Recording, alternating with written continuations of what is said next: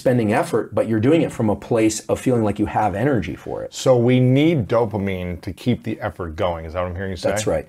Dopamine is not just about reward. It's one of the biggest misconceptions. Dopamine is about motivation and drive. It's like a jet that propels you along a path.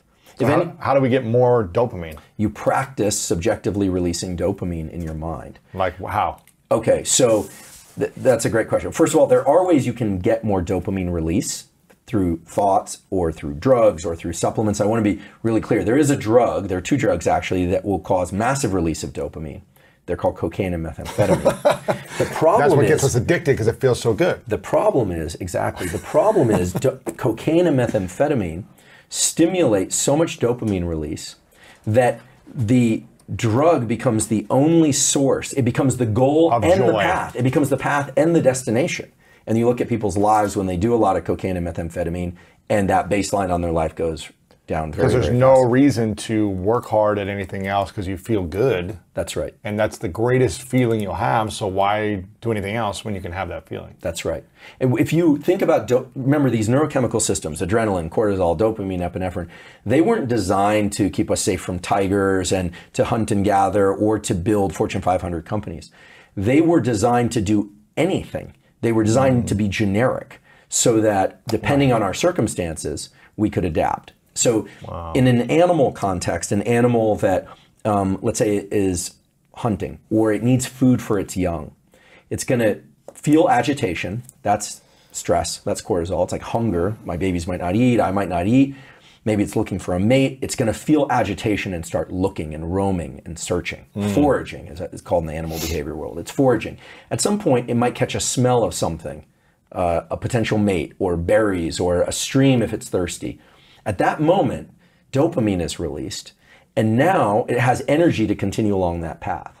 Whereas there's a specific pathway in the brain that's involved in depression and disappointment, that if it goes to that place and it turns out it was the wrong path, there's a signal that actually suppresses dopamine so that you don't repeat that mistake again. So you don't give up. That's right. You just don't repeat it again. That's right. And those events that... So it reminds you like that's not the path to go down. That's right. Interesting. And we're sort of veering towards neuroplasticity here, which is the brain's ability to change itself in response to experience.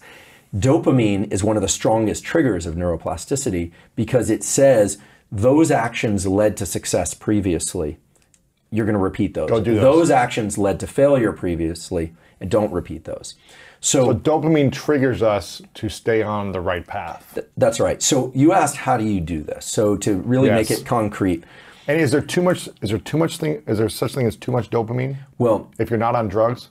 So cocaine and amphetamine are bad because they lower the baseline on life. They make people very focused on things outside of themselves. That's the other thing that dopamine does. It can be positive or negative. But when we have dopamine in our system, we tend to be outward facing and in pursuit of things in our environment. You can look at somebody on cocaine and realize that that's the extreme version of that. But I love social media for the reason that you see the molecules in the memes. So it's like, get after it. What do sharks do on Monday? Or I can't remember the specific things. Or then they're the, like, sometimes it's just time to chill. Well, that's a different molecule. That's serotonin, right? And then dopamine is the get after it molecule. And epinephrine is effort. So if we were going to break this down really concrete, we'd say adrenaline and epinephrine are about effort. Just effort with no subjective label on them, good or bad. Effort, whether or not it's stress or you're pursuing something you want to do, it's exerting effort. Dopamine is about reward, but more so about motivation and pursuit of rewards.